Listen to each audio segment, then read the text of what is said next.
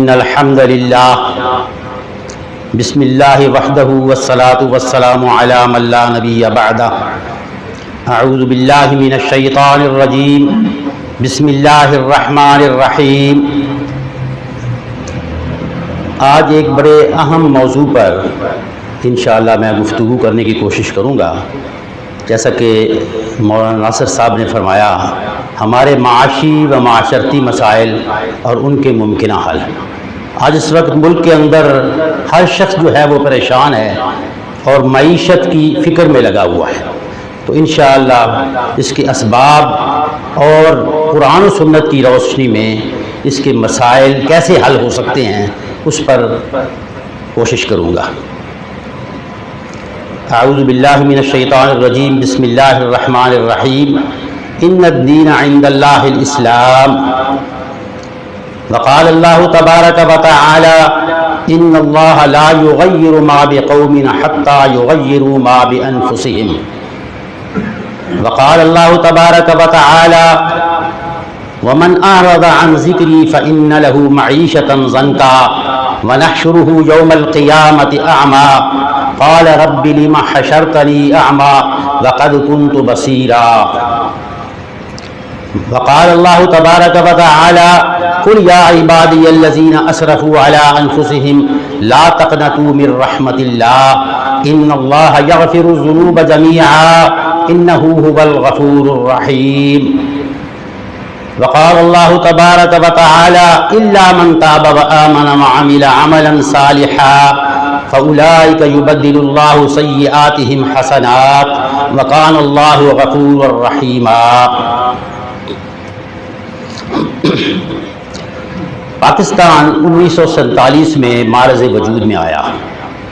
ہم سب جانتے ہیں کہ پاکستان کا مطلب کیا؟ لا الہ الا اللہ۔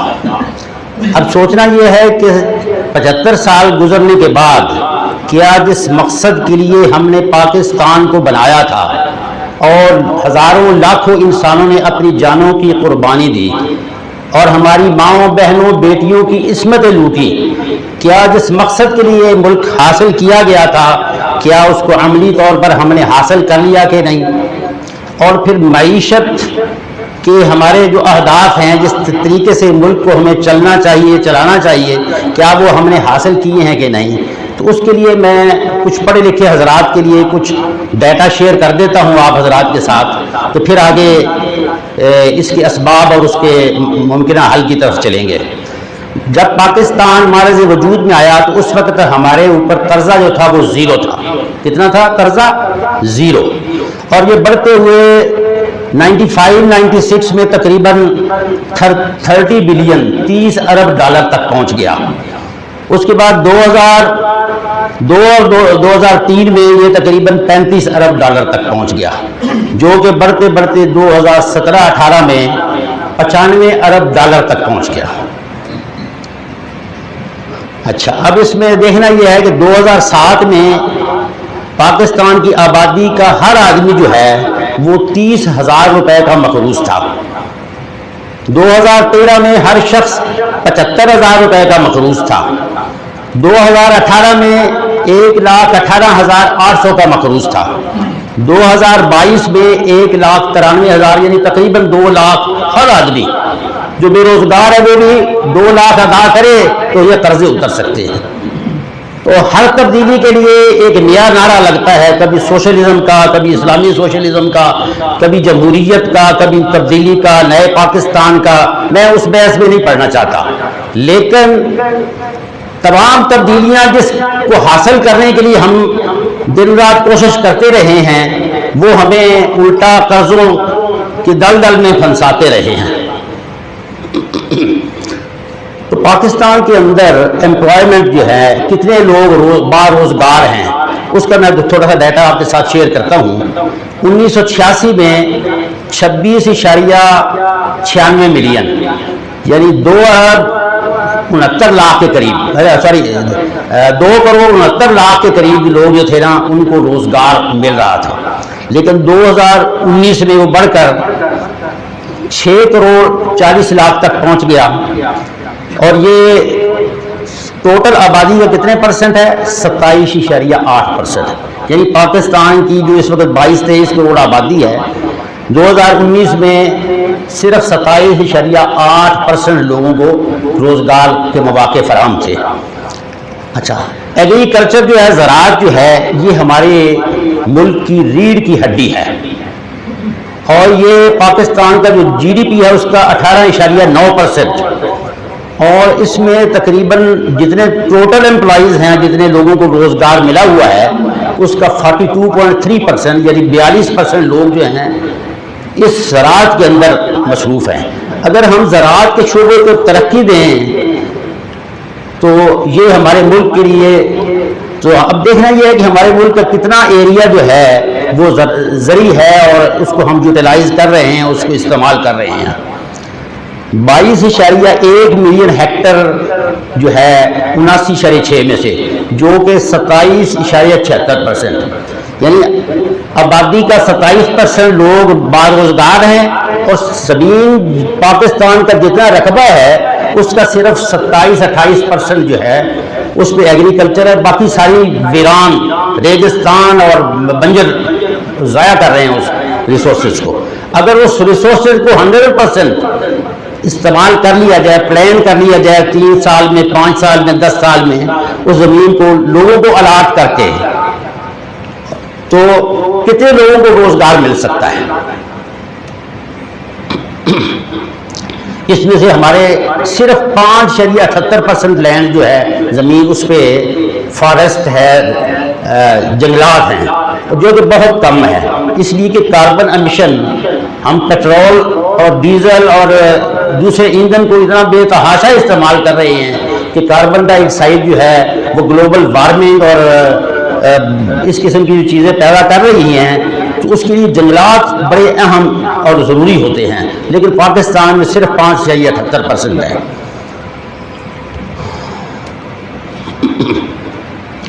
تو ان سب کو ہم کیسے، تو اس کے لیے ضروری ہے کہ جیسے میں نے پہلے کہا کہ 100% زمین کو ہم نے آباد کرنا ہے، اور اس کے بعد ہمارے پاس ریت اتنی مقدار میں موجود ہے کہ اس سے ہم گلاس کے فیکٹریاں، ریفریکٹری پلانٹ، سیمنٹ پلانٹ، اور اسی طرح سولر پلانٹ، ٹیکسٹائل انڈسٹری لگا کر، آٹو موبائل انڈسٹری لگا کر پاکستان کو ترقی کے راہ پر ڈال سکتے ہیں. اس کے علاوہ ایک اور بہت بڑا ہمارا جو مسئلہ ہے کہ زمین، زیر زمین پانی ہم نکالتے جا رہے ہیں، اور زیر زمین پانی ایک تو کڑوا ہوتا جا رہا ہے، اور دوسرے یہ ہے کہ اس کے لیول جو ہے ڈاؤن ہوتا جا رہا ہے. تو اس کے لیے یہ جو بارش کا پانی ہے اس کو اگر صحیح طریقے سے بور کر کے پائپ کے ذریعے زمین میں 30-40 فٹ تک دفن کر ڈال دیا جائے، تو اس کے ذریعے سے ہمارے پانی ایک تو میٹھا ہو جائے گا، اس میں ٹوٹل جو سالٹس ہیں وہ کم ہو جائیں گے، اور دوسرا پانی کا لیول بہتر ہو جائے گا. اس کے علاوہ گرین انرجی، یعنی سولر سسٹم، ہائیڈل سسٹم، پانی کو ہم کتنے، ہمارے پاس جو دریائے ہیں اس پانی کو ہم ضائع کر رہے ہیں. اگر اس پانی پہ ڈیم بنا کر، سب سے جو اچھا سورس ہے اور سب سے چیپر سورس ہے، اگر اس کو استعمال کیا جائے، ڈیمز بنا کر اس سے بجلی بنائی جائے، تو ہم یہ جو اب ہر روز اور ہر مہینے بجلی کا ریٹ بڑھتا ہے اس کو کنٹرول کر سکتے ہیں. 2 سے 4 روپے فی یونٹ اس کا بجلی کا ریٹ ہے اگر پانی سے بجلی بنائی جائے. اسی طرح سولر ایسا ہے کہ 3-4 سال میں اس سے بجلی جو ہے اس کی قیمت نکل سکتی ہے، لیکن اب گورنمنٹ نے اس کو بھی بین کر دیا، امپورٹ، اور اس کی قیمتیں بھی چڑھتی جا رہی ہیں. اگر پاکستان میں سولر سسٹم بنایا جائے، اس کے لیے کوئی چیز باہر سے منگوانے کی ضرورت نہیں ہے. ریت سے شیشہ بننا ہے، اس کو ٹیمپر کر کے اور اس کو سولر سسٹم بن سکتا ہے. یہاں پہ یہ سب کچھ بن سکتا ہے. ونڈ انرجی ہے، ہوا سے، ایسے علاقے جو ساحل سمندر کے قریب ہیں وہاں پہ ونڈ انرجی کے ذریعے ہم بجلی بنا سکتے ہیں. اب دیکھنا ہے کہ ریاست مدینہ کا کانسیپٹ جو حضور نبی اکرم صلی اللہ علیہ وسلم نے مدینہ منورہ میں 13 سالہ مکی زندگی آپ کے سامنے ہے کہ 13 سال کے اندر حضور نبی اکرم صلی اللہ علیہ وسلم اور صحابہ کرام قربانیاں دیتے رہے اور تکلیفیں برداشت کرتے رہے. وہ انشاءاللہ کسی الگ موقع پہ مکی زندگی کو بیان کیا جائے گا. تو جب ہجرت کر کے مدینہ منورہ تشریف لائے تو سارے کے سارے لٹ پٹ کے اور بالکل یعنی معیشت کے لحاظ سے ہجرت کرنی پڑی. تو مدینہ منورہ پہنچ کر حضور نبی اکرم صلی اللہ علیہ وسلم نے جو سب سے پہلا کام کیا وہ مواخات مدینہ، یعنی انصار اور مہاجرین کے درمیان ایک بھائی چارہ آپ نے قائم کیا کہ ایک مہاجر اور ایک انصاری کو آپس میں بھائی بھائی بنا دیا. تو انہوں نے یہاں تک قربانی دی انصار نے کہ اگر جس کے پاس جتنی جائیداد ہے، مکان ہے، اس کا آدھا حصہ جو ہے اپنے مہاجر بھائی کے، حتیٰ کہ جس کی 2 بیویاں تھیں اس نے ایک بیوی کو طلاق کر یہ بھی آفر کی کہ بھائی میرا مہاجر بھائی اسے نکاح کر لے. یہاں تک انہوں نے قربانیاں دی. اور پھر معیشت کا ایک ایسا نظام نافذ کیا، وضع کیا کہ اگر ایک صحابی رضی اللہ تعالی عنہ حاضر ہوتے ہیں اور عرض کرتے ہیں یا رسول اللہ صلی اللہ علیہ وسلم میرے پاس کوئی روزگار کا ذریعہ نہیں ہے، آپ نے یہ نہیں کہا بھائی میں تو نماز پڑھنا ہونا، ان الدین عند اللہ الاسلام، آپ وہ دین لے کے آئے ہیں جو مکمل ضابطہ حیات ہے، جو آپ کے معاشی، معاشرتی، آپ کے گھریلو، آپ کے تجارتی، آپ کے ملکی تمام مسائل کو حل کرتا ہے. آپ نے اسی موقع پر اس کا مسئلہ جو ہے اس کو حل کیا. کیسے حل کیا؟ اس کو کہا کہ تمہارے پاس کیا ریسورسز ہیں؟ اس نے کہا میرے پاس ایک زرہ ہے وہ لے آؤ. اس کی آکشن کی گئی، نیلامی کی گئی اور کہا کہ یہ بیچ کر اس کو کلہاڑی اور رسی لے آؤ اور جنگل میں جاؤ، درخت کاٹ کے ان کو بیچو. چند روز کے بعد وہ حاضر ہوتے ہیں صحابی، عرض کرتے ہیں یا رسول اللہ صلی اللہ علیہ وسلم اب میرے پاس اتنا مال اکٹھا ہو گیا ہے، اتنا پیسہ اکٹھا ہو گیا ہے کہ گھر کا راشن بھی میں نے دے دیا ہے اور میں آگے کاروبار بھی کر سکتا ہوں. اور پھر حضرت عمر رضی اللہ تعالیٰ عنہ کی زندگی کا واقعہ ہے کہ آپ کے دور میں آپ جب مدینہ منورہ کے اندر راتوں کو اٹھ کر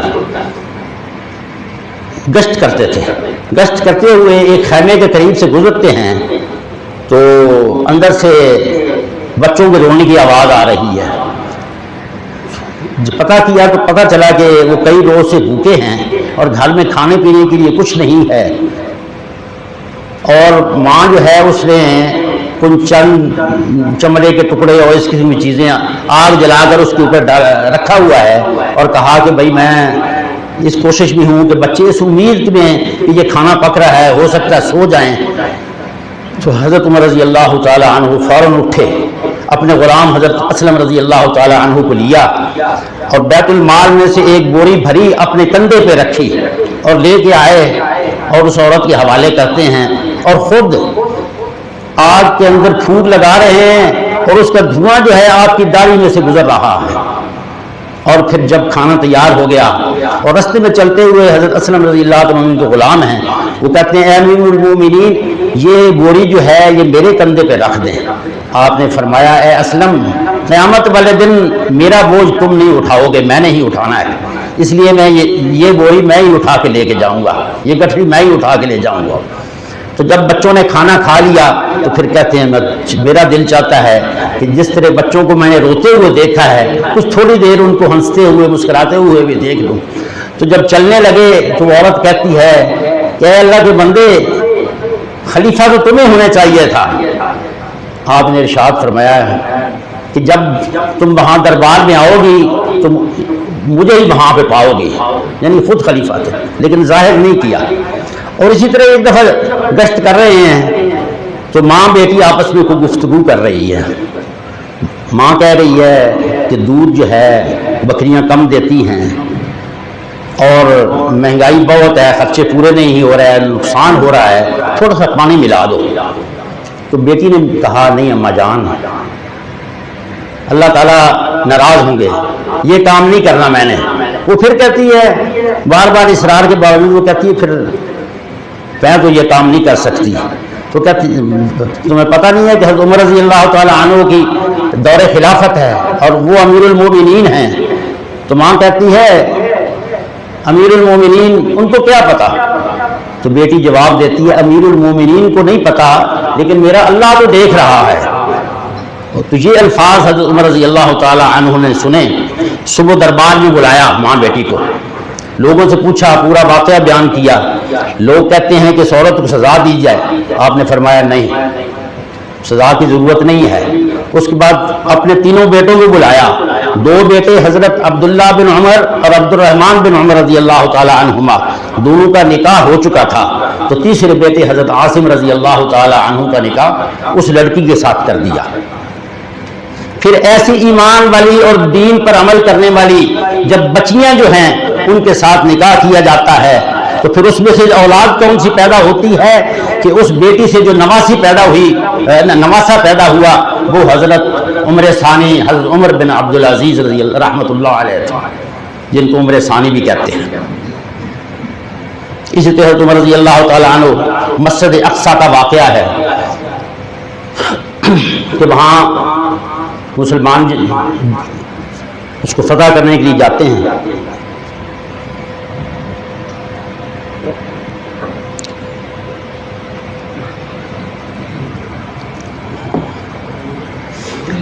تو یہودی جو ہیں وہ کہتے ہیں کہ آپ ایسے کریں، اپنے امیر کو بلا لیں تو پھر ہم فیصلہ کریں گے۔ حضرت عمر رضی اللہ عنہ کو جب یہ پیغام پہنچتا ہے، آپ سواری تیار کرتے ہیں، اپنے غلام کو ساتھ لیتے ہیں، اور طے یہ ہوتا ہے کہ ایک منزل تک حضرت عمر رضی اللہ تعالیٰ عنہ سوار ہوں گے اور دوسری منزل پہ آپ پیدل چلیں گے اور غلام جو ہے وہ سواری پر ہوگا۔ تو جب مسجد اقصی کے قریب پہنچے تو اس وقت باری تھی غلام کی، تو وہ غلام عرض کرتے ہیں کہ اے امیر المومنین، یہودی کیا سوچیں گے کہ ان کا بادشاہ پیدل چل رہا ہے اور غلام جو ہے سواری میں بیٹھا ہے۔ حضرت عمر رضی اللہ عنہ نے جواب دیا کہ میں دنیا کے اندر انصاف انصاف دینے کے لیے، انصاف کرنے کے لیے آیا ہوں، تو یہ نہیں ہو سکتا کہ باری تمہاری ہے اور میں سواری پہ۔ تو جب قریب پہنچتے ہیں تو پوچھتے ہیں کہ امیر المومنین، تمہارے بادشاہ وہ ہیں جو سواری کے اوپر سوار ہیں یا جو پیدل آ رہے ہیں؟ جب بتایا گیا تو کہ بھائی پیدل جو آ رہے ہیں وہ ہمارے امیر المومنین ہیں اور ان کے کرتے کو پیبند لگے ہوئے ہیں، تو یہ حالت دیکھ کر وہ یہودی کہتے ہیں اب ہم ان کے ساتھ مقابلہ نہیں کر سکتے، اس لیے کہ ہماری کتابوں کے اندر یہ ساری نشانیاں لکھی ہوئی ہیں اور بیت المقدس کی چابیاں جو ان کے حوالے کر دی ہے۔ آج بھی اگر مسلمان جو ہے دین پر آ جائے اور صرف نماز روزہ نہیں، 24 گھنٹے کی زندگی کو اللہ کے حکموں کے مطابق اور حضور نبی اکرم صلی اللہ علیہ وسلم کے طریقوں کے مطابق ہماری تجارت، ہمارا کاروبار، ہمارا دفتروں کے اندر جانا، ہماری حکومت، ہماری معیشت سود سے پاک نظام کو لے کر چلیں گے تو انشاءاللہ، اور جب ہماری مسجدیں فجر کی نماز، عشاء کی نماز میں تعداد جو ہے جنازے اور جمعے اور عید سے زیادہ ہوگی تو وہ دیکھ کر انہوں نے دوربینیں لگائی ہوئی ہیں یہودیوں نے، وہ دیکھ رہے ہیں انشاءاللہ کشمیر بھی مل جائے گا اور فلسطین بھی مل جائے گا۔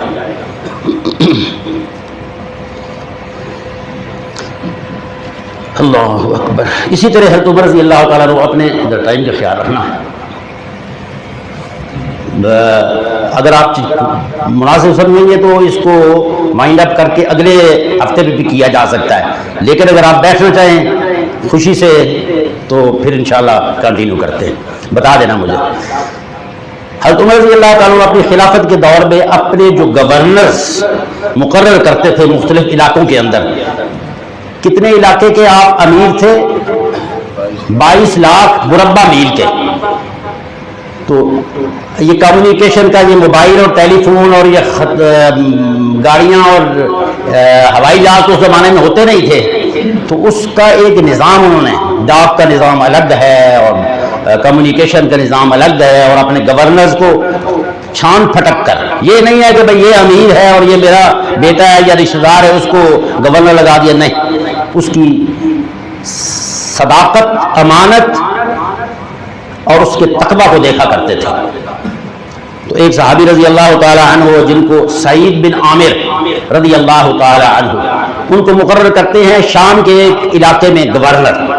تو وہاں کے لوگ، اور پھر کیسے سسٹم تھا کہ جب لوگ حج پہ آتے تھے ہر علاقے کے لوگوں سے علیحدہ میٹنگ کرتے تھے، ملاقات کرتے تھے، ان سے پوچھتے تھے مسائل اور اپنے گورنر کے بارے میں حالات کا جائزہ لیتے تھے۔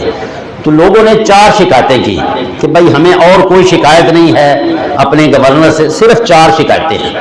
کون سی 4 شکایتیں ہیں جی؟ پہلی شکایت ہے کہ صبح کے وقت وہ دیر سے باہر آتے ہیں، اپنے یعنی جو امور ہیں حکومت کے یا گورنری کے، اس کے امور کو نمٹانے کے لیے لیٹ آتے ہیں۔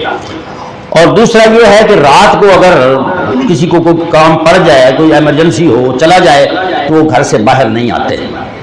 اور تیسرا یہ ہے کہ ہفتے میں ایک دن ایسا ہے جس میں وہ بالکل ہی گھر سے باہر نہیں آتے۔ اور چوتھا ہے کہ کبھی کبھی ان کو ایک غش پڑتا ہے، بے ہوش ہو جاتے ہیں اور کئی گھنٹے بے ہوش پڑے رہتے ہیں۔ حضرت عمر رضی اللہ تعالیٰ عنہ نے سعید بن عامر رضی اللہ تعالیٰ عنہ کو بلا لیا، پوچھا بھائی یہ لوگ یہ 4 مسائل بتا رہے ہیں، آپ کی شکایت کر رہے ہیں، پہلی شکایت کیا ہے بتائی گئی۔ سن کے کہتے ہیں یہ میرا اور اللہ کے درمیان ایک سیکرٹ تھا، ایک معاملہ تھا اللہ اور میرے درمیان، لیکن اب مجبوراً اس کو میں ایکسپلین کرنا پڑا ہے۔ آپ نے پوچھا ہے اور لوگوں نے شکایت کی ہے، اس لیے کہ میری بیوی بیمار ہے، وہ کھانا نہیں پکا سکتی۔ میں صبح اٹھ کر نماز پڑھ کر بیوی کے لیے بھی اپنے لیے بھی ناشتہ بناتا ہوں، پھر تیار ہو کر اپنے دفتر میں جاتا ہوں، اس لیے تھوڑی دیر ہو جاتی ہے۔ اچھا دوسرا مسئلہ کیا ہے جی، رات کو کیوں نہیں نکلتے؟ انہوں نے عرض کیا اے امیر المومنین، میں نے اب دن اور رات کو تقسیم کر دیا ہے۔ دن کو دنیا کے معاملات اور لوگوں کے مسائل اور اس کے لیے، دنیا کے امور کے لیے، اور رات کو اپنے اللہ کے سامنے میں کھڑا ہو جاتا ہوں عبادت کے لیے۔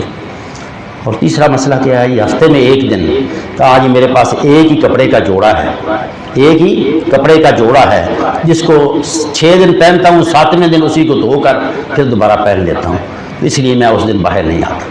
اور چوتھا تمہیں غش کیوں پڑ جاتا ہے، بے ہوش کیوں ہو جاتے ہو، کیا بات ہے؟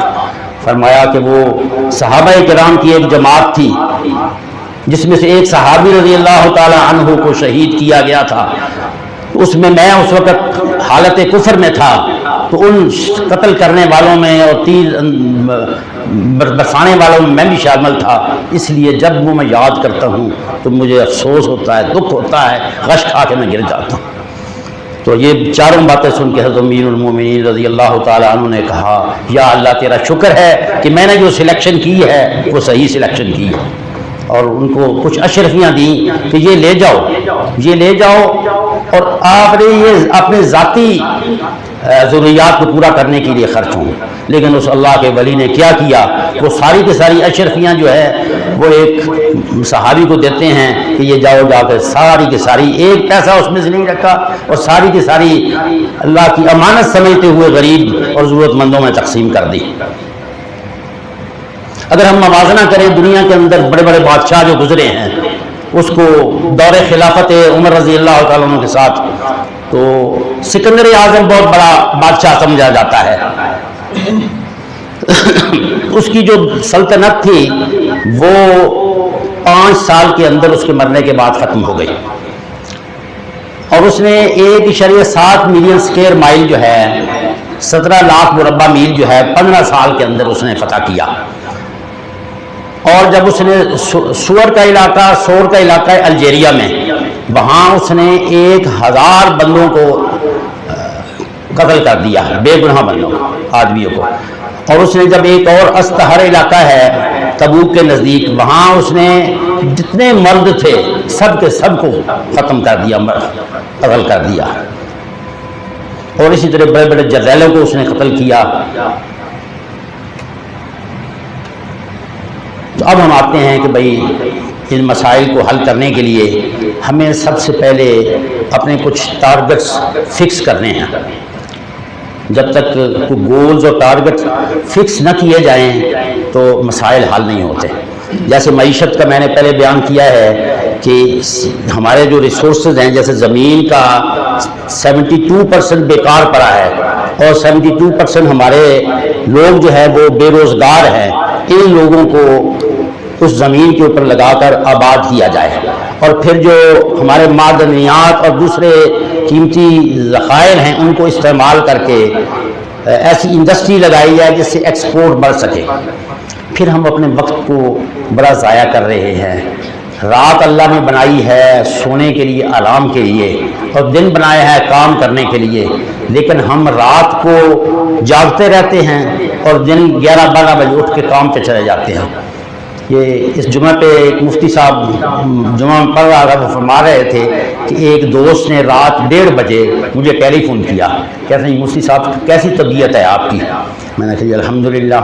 ہاں جی کیا کر رہے ہیں؟ جی میں سو رہا ہوں۔ اچھا، میں نے کہا جی میں جاگ رہا تھا، میں نے کہا چلیں آپ کی خیریت دراز کروں۔ تو انہوں نے فرمایا کہ بھائی میں سارا دن مدرسہ کے اندر کام کرتا ہوں، طلباء کی خدمت کرتا ہوں، ان کو پڑھاتا ہوں، ان کے ایڈمنسٹریٹو میٹرز کو حل کرتا ہوں، تو اللہ کے بندے اگر بات کرنی تھی تو فجر سے آدھا گھنٹہ پہلے کر لیتے ہیں۔ تو وہ کہتا ہے کہ فجر سے آدھا گھنٹہ تو میں 2-2:30 بجے سو جاتا ہوں، اس وقت میں سو رہا ہوتا ہوں۔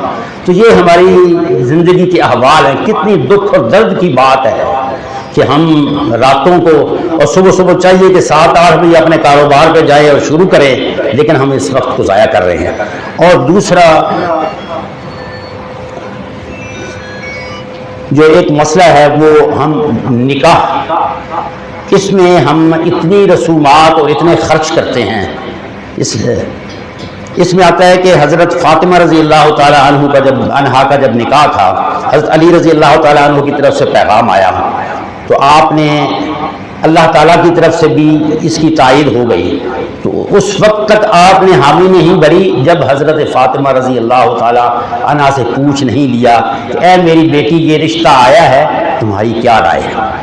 اور اسی طرح ایک اور واقعہ ہے، حضرت سعد بن اسود رضی اللہ تعالیٰ عنہ، وہ آتے ہیں عرض کرتے ہیں یا رسول اللہ صلی اللہ علیہ وسلم میری شکل بھی کوئی اتنی زیادہ خوبصورت نہیں ہے اور رنگ بھی کالا ہے، اور اسی وجہ سے وہ سعد اسود مشہور ہو گئے تھے، تو مجھے کوئی رشتہ نہیں ملتا۔ حضور صلی اللہ علیہ وسلم نے کہا کہ جاؤ، وہ ایک انصار صحابی تھے، ان کے گھر جاؤ اور میری طرف سے پیغام دو۔ وہب بن عمر رضی اللہ تعالیٰ عنہ، بڑی خوبصورت بیٹی، اور کوئی رشتہ ان کو پسند ہی نہیں آتا تھا۔ جب یہ جاتے ہیں، جا کے دروازہ دستک دیتے ہیں، وہ باہر آتے ہیں صحابی، پورا پیغام دے دیا حضور صلی اللہ علیہ وسلم کا، تو وہ اوپر سے نیچے تک دیکھتے ہیں، کچھ سوچ میں پڑ گیا۔ حضرت سعد بن اسود نے سمجھا کہ شاید ان کو میری بات پسند نہیں آئی، واپس مڑنے لگے۔ تو وہ بیٹی جس نے دین پر تربیت تھی، ایمان اور عمل والی تھی، وہ یہ الفاظ سن رہی تھی۔ وہ کہتی ابا جان یہ نہ دیکھیں کہ آنے والا کون ہے، بلکہ یہ دیکھیں کہ بھیجا کس نے ہے۔ جلدی کریں کہیں یہ نہ ہو کہ اللہ کا عذاب ہمارے اوپر آ جائے۔ اور اس کے بعد نکاح ہوتا ہے، اور رخصتی کی تیاری کے لیے حضرت سعد بن اسود جو ہے وہ کچھ سامان خریدنے کے لیے جاتے ہیں بازار میں، تو ادھر آواز آتی ہے کہ کفار نے مدینہ منورہ پر مسلمانوں پر حملہ کر دیا ہے۔ یہ یعنی غزوہ نہیں ہے، غزوہ بدر سے پہلے کا واقعہ ہے۔ تو اس میں وہ حضرت سعد بن اسود رضی اللہ تعالیٰ عنہ نے فوراً سواری لی اور جنگ کا سامان خریدا اور اپنے چہرے کو لپیٹ لیا اور اس بے دردی سے لڑے کہ اسی میں شہید ہو گئے۔ جب ان کو دفن کرنے لگے تو حضور صلی اللہ علیہ وسلم نے چہرے سے کپڑا اٹھایا اور کہا کہ اللہ تعالیٰ نے اے سعد تمہیں اس سے بھی خوبصورت جنت کی حوروں کے ساتھ تمہارا رشتہ کر دیا ہے، اور وہب بن عمر رضی اللہ تعالیٰ عنہ کو اس سے بہتر خامد عطا کریں گے۔ اور اسی طرح ایک اور میں واقعہ بیان کر کہ میں آگے نیکسٹ سٹیپ پہ چلتا ہوں۔ حضرت سعید بن مسیب مشہور تابعی ہیں، ان کی بیٹی ہے، وہ بھی اسی طرح بہت خوبصورت خوبصیرت با پردہ خاتون ہیں۔ ان کا رشتہ بادشاہ کی طرف سے پیغام آتا ہے، لیکن آپ نے انکار کر دیا۔ چند روز بعد آپ کا ایک شاگرد جو ہے وہ 3 دن کی چھٹی پہ گیا ہوا ہے، 3 دن کے لیے نہیں آیا۔ واپس آیا تو پوچھتے ہیں کہ آپ کہاں تھے؟ انہوں نے کہا کہ میری بیوی فوت ہو گئی تھی، تو اس کے تجہیز و تکفین اور اس کے بعد امور میں مصروف تھا، تو اب واپس آ گیا ہوں۔ تو فرمایا کیا تمہارے رشتے کا کوئی اور الٹرنیٹ بندوبست ہو گیا ہے؟ انہوں نے عرض کیا کہ نہیں، کوئی بندوبست نہیں ہوا۔ آپ نے فرمایا کہ میری بیٹی کے ساتھ تمہیں رشتہ قبول ہے؟ انہوں نے کہا یہ قبول ہے، اور وہ رشتہ ہوا اور رخصتی ہوئی، خود چھوڑ کے آئے۔ ہم تو یعنی روانگی کے لیے کیا کیا بندوبست کرتے ہیں اور بارات اور کیا کیا خرافات ہیں، لیکن خود چھوڑ کے آئے، اور ان کی ساس نے ان کا میک اپ یا جو تیاری ہوتی ہے دلہن کی وہ کی۔ تو اب عملی طور پر ہم اس میں آتے ہیں، وہ انشاءاللہ پھر کسی موقع پہ کہ بھئی ہمارے شادی بیاہ میں کیا کیا خرافات ہیں اور کس طریقے سنت کے مطابق اس کو اڈاپٹ کرنا ہے، وہ انشاءاللہ پھر کسی موقع پہ کریں گے۔ اور اس کے لیے عملی طور پر سب لوگ یہ آج سے ہی فیصلہ کریں کہ ہم نے اپنے جو بچے نوجوان ہیں وہ اپنی شادی پہ، اور والدین یہ عہد کریں کہ مسجد میں نکاح کریں گے اور ماں سوائے ولیمہ کے اور کوئی خرچہ نہیں کریں گے، اور بیٹیوں کو جہیز کی بجائے اپنی جائیداد میں سے اسلام کے مطابق حصہ دیں۔ تو انشاءاللہ ان موضوعات پہ پھر آگے چلتی رہے گی بات۔ وآخر دعوانا ان الحمدللہ رب العالمین۔